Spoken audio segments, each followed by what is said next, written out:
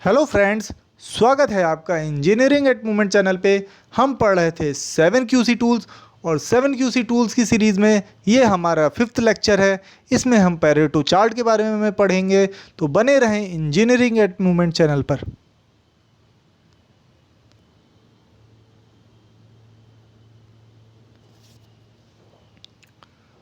दोस्तों,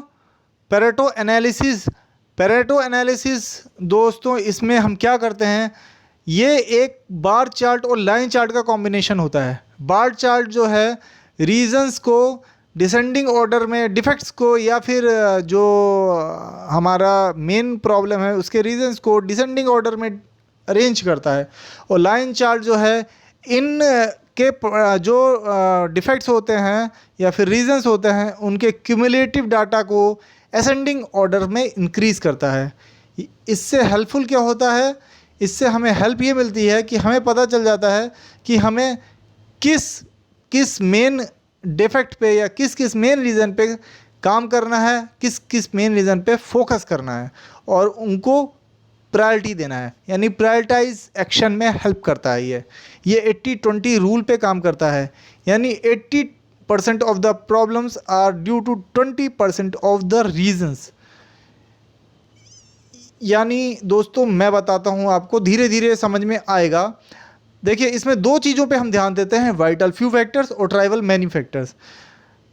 तो जहाँ पे हमारा 80% आ जाता है क्यूमुलेटिव में, लाइन चार्ट पे 80% आ जाता है, वहाँ तक के जो फैक्टर्स होते हैं वो हो जाते हैं हमारे वाइटल फ्यू फैक्टर्स। वो इम्पॉर्टेंट होते हैं और ये हमारी प्रायोरिटी बनते हैं, हम इस पर काम करते हैं। उनके बाद के फैक्टर्स, उनके बाद जो बच जाते हैं फैक्टर्स, उनको ट्राइवल मैनी फैक्टर्स कहते हैं और हम उनको प्रायोरिटी नहीं देते हैं।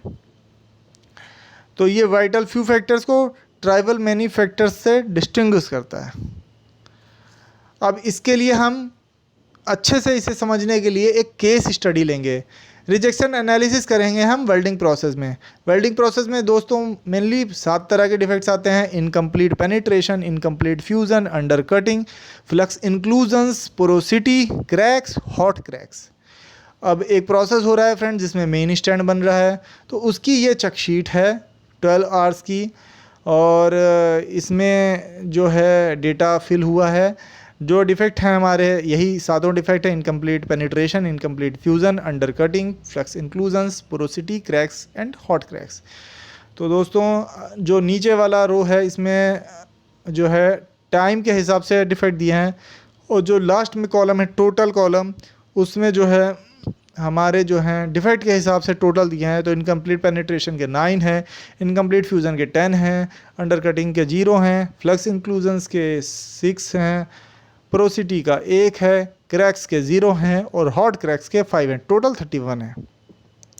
अब हम इनको जो है डिसेंडिंग ऑर्डर में अरेंज कर देंगे और एक बार चार्ट बना लेंगे, वो आपको दिख रहा होगा ब्लू कलर में, ठीक है। तो सबसे ऊपर आ गया इनकम्प्लीट फ्यूज़न, फिर आ गया इनकम्प्लीट पेनिट्रेशन, फिर आ गया फ्लक्स इंक्लूजन, फिर हॉट क्रैक्स आ गया, फिर पोरोसिटी आ गया, फिर अंडर कटिंग आ गया, फिर क्रैक्स आ गया।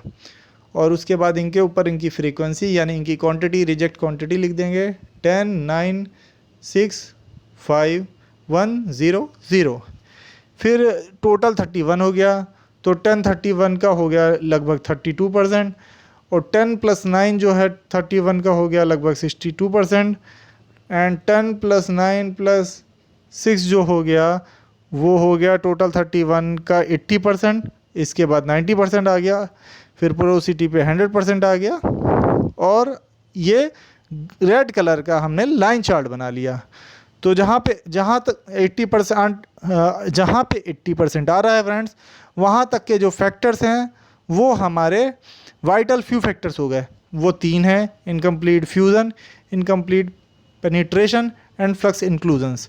इनके बाद के जो फैक्टर्स होंगे वो हो गए ट्राइवल मैनी, यानी hot cracks, porosity, under cutting and cracks.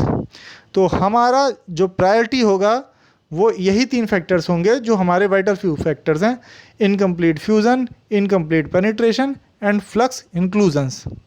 अब हम क्या करेंगे, हर एक फैक्टर के लिए या तो फिशबोन डायग्राम बनाएंगे या तो हम जो है ब्रेनस्टॉर्मिंग करेंगे, उससे हमें पोटेंशियल कॉजेज़ पता चलेंगे।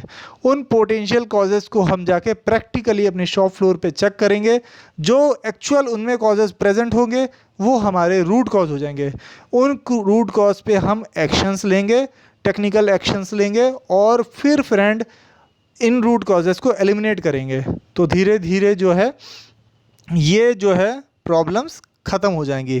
यानी जो हमारा जो है 80% प्रॉब्लम है वो ख़त्म हो जाएंगी। अब बस 20% प्रॉब्लम रह जाएंगी प्रोसेस में।